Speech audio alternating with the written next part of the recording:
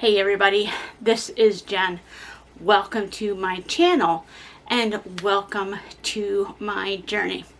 So today I have to cook some hot dogs for our potluck coming up this weekend at our church. And so I thought I would bring you along and show you how I make them. Now you might be wondering, how do you make hot dogs? Well, these are vegetarian hot dogs that we make from gluten flour. You can buy vegetarian hot dogs at the store, but they're so full of garbage and sodium and just stuff that you want to avoid, plus the cost. If you look at some of the cost, you're looking at around $8 for a package of 8 vegetarian hot dogs. So it's kind of pricey. I can make them a lot cheaper and a lot healthier here at home. So if you're interested, follow me along right here on Garden Jen's Journey. My name is Jen. In 2016, we moved to a small rental property in central Michigan. Here, I started my journey of organic gardening, making natural remedies, cooking from scratch, and so much more. Welcome to my homestead, and welcome to my journey.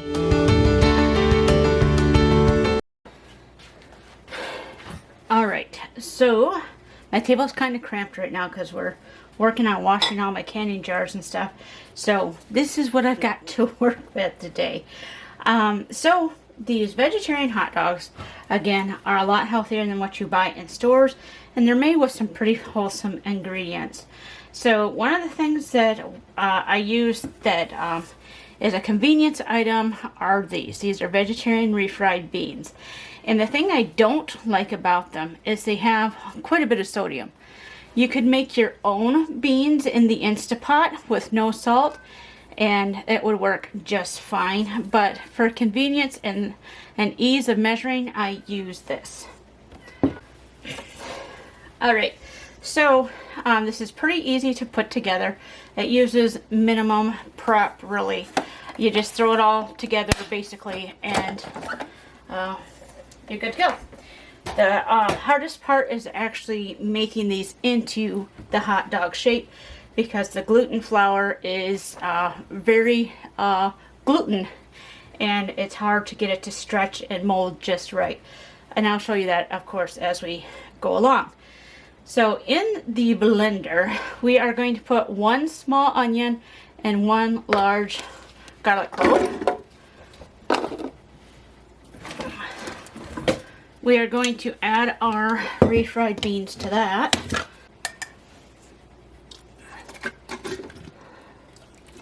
There we go. To that, we're going to add some soy sauce, or I like to use Bragg's liquid aminos. It gives it some liquid as well as some saltiness. So we're going to add about 2 tablespoons of that in there. And we're also going to add some ketchup. Again, it adds the tomato flavor, plus it's liquidy. And ketchup's got a few other seasonings in it, so that's good. So I added about 3 tablespoons of that in there. And then we are going to add some brown sugar. But what I like to do is I make my own brown sugar, because brown sugar is highly processed. I use cane sugar, and this is about 3 tablespoons. And then I'm going to add 1 tablespoon of black strap molasses. Molasses is what you get when you take the brown out of the sugar. So when you make brown sugar, you're putting the molasses back in it. Alright, and then we're going to add 2 cups of water. So I'm going to go get that. Alright, so we're adding the 2 cups of water in here. And we're just going to blend that for a bit until it's nice and smooth and well mixed.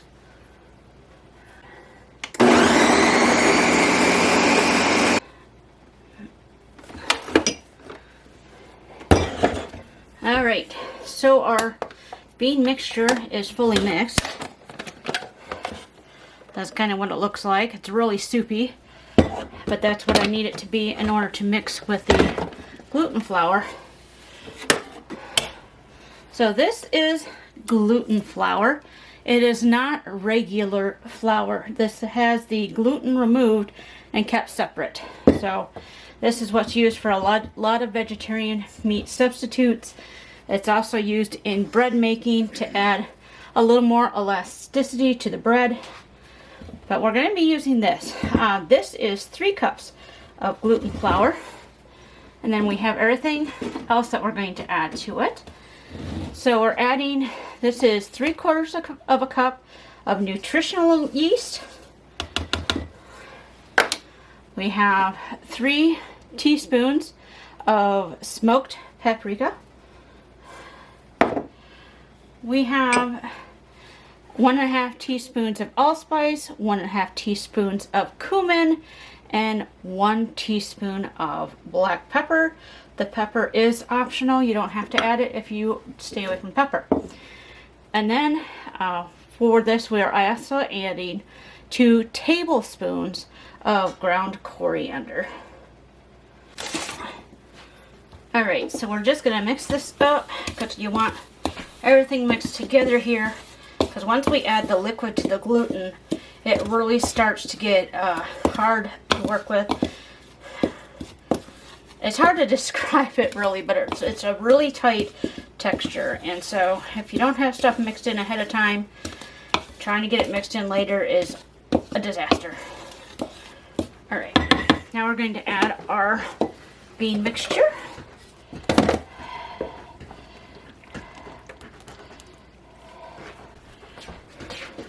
I'm going to stir this in first with a spoon, and then depending on how it goes, I might actually get my hands in here just to work it a little better, again because of the gluten bonds that starts to form. Sometimes the spoon just cannot stir it anymore. It's like working with a really tough bread dough.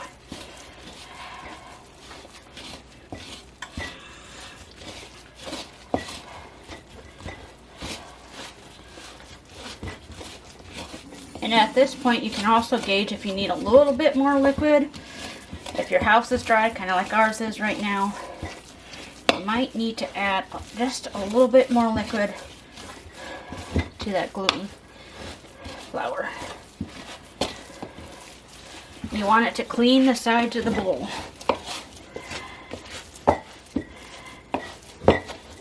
And there's some flour at the bottom there.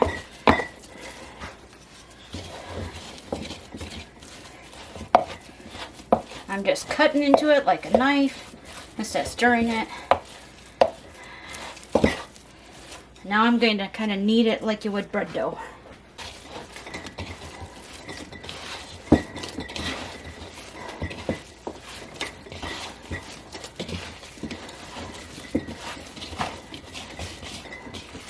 It smells really good already. I can smell those spices. And this makes quite a bit of hot dogs. Usually I make them where they're the size of bratwurst, so it's a pretty hefty hot dog.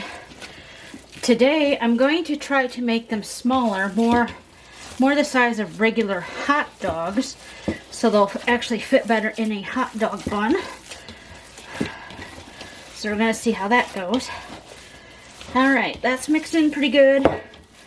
The sides of the bowl are cleaning out nicely, which means all the gluten flour is mixed in. Okay, so we're going to let this sit and rest for about 5 minutes. That'll give me time to get the Instapot set up and get my tin foil ready to go. And then we can start forming this into hot dogs. Okay, so I have my tin foil ready to go. I've got about 20 sheets of tin foil here, which we're going to use to wrap our hot dogs. I have my Instapot ready to go. I have a rack in it to keep the gluten dogs off the bottom of the pot and out of the water. There's 1 cup of water in here. You always want to have at least 1 cup of water in your Instapot. Anytime you're doing pressure cooking, that's how much water it needs to build the correct pressure. Alright, so the tricky part, forming these into hot dogs. So you just take like a handful, can actually take a little bit less than that, and you take this wad here and you form it into a hot dog shape. So sometimes this is really hard to work with and it takes a lot of manipulating to get it to form the right shape. Other times, like today, thankfully it's a bit easier to work with. So that is about the size that you want for a regular hot dog. These things are going to plump up almost twice the size when they are steamed. So we're just going to roll it up, twist the ends, and I know it doesn't look like much right now, but it will when we get done. And then you just set these in the rack there in the Instapot. And you just continue working with this. It's a little bit too much. Forming it into a log shape. And it's not going to be pretty by any means, but they're going to taste pretty darn good. So, alright. There we go. Make it just a little bit longer. Wrap it up.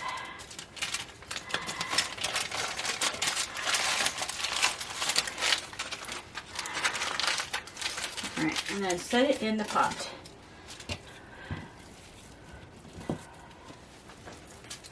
Now if I go bigger, it's going to be too much for the size I want.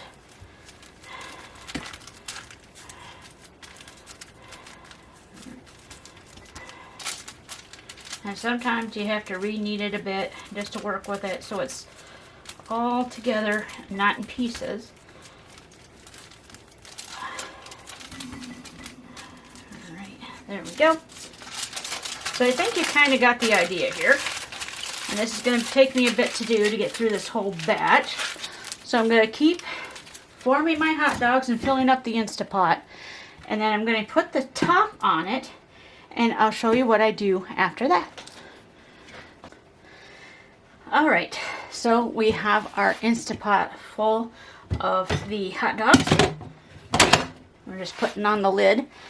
And you can cook this in a steamer if you don't have an Instapot. Like if you have a big stock pot and you have a rack, you can do the same thing if you don't have an Instapot. To me, the Instapot just takes worrying about the time and turning off the oven and all that kind of stuff out of the picture. So we're simply going to cook these under pressure for 30 minutes. And it's already ready to go. So we're going to hit the start button. And this is going to cook at pressure for 30 minutes. And then, since I'm not in a hurry today, I'm just going to let the pressure come down naturally. And then I'll show you guys what the result is once it's done cooking. Alright, so the Instapot is done cooking our hot dogs. It has come down to pressure on its own. I've unplugged it. I'm going to open it up and we're going to see what our hot dogs look like.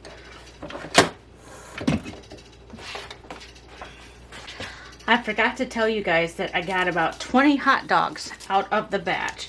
It's a pretty big batch. It's actually considered a double batch. But I like to keep things simple, and since I can use 1 can of refried beans in a double batch, it just makes it easier. These freeze really, really well. So they're something that you can make a big batch of, get it done with, and have for later. So, see if I can open this without burning myself. These have sat for a little bit, but they're still quite warm.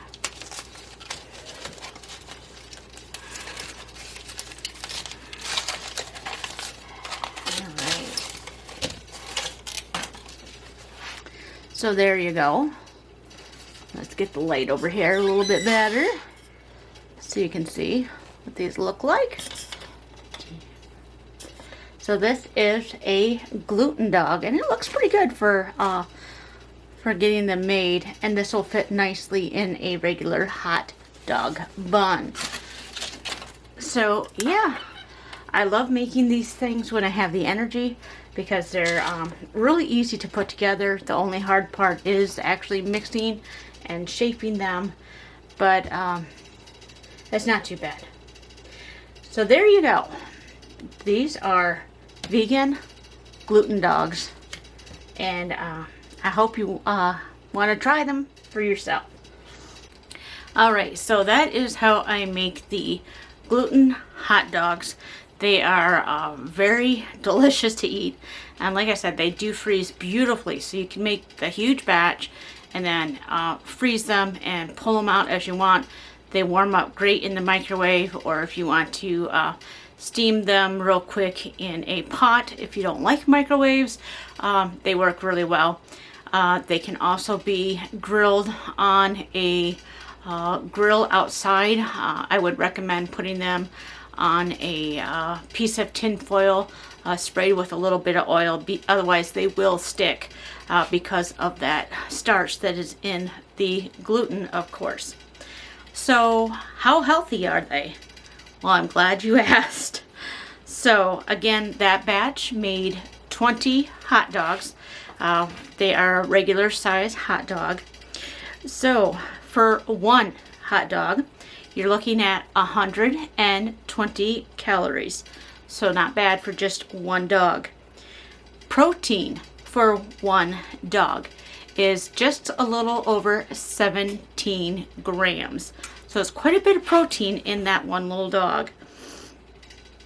For fat, there is a little bit of fat because of the ketchup. I'm pretty sure there's some oil in the ketchup. I didn't actually look at the ingredients of that, and it's something I should look at.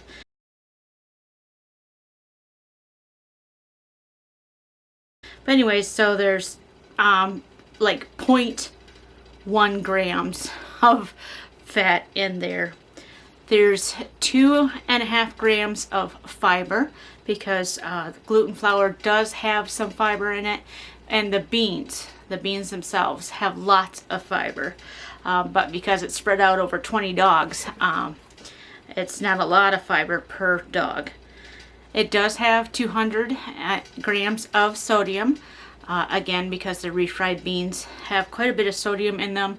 Again, if you make your own refried beans, you can really bring that sodium content down if you're watching that. It has 91 grams of potassium, and of course, because it is made without any meat, it has 0 grams of cholesterol. So overall, it's a very healthy dog.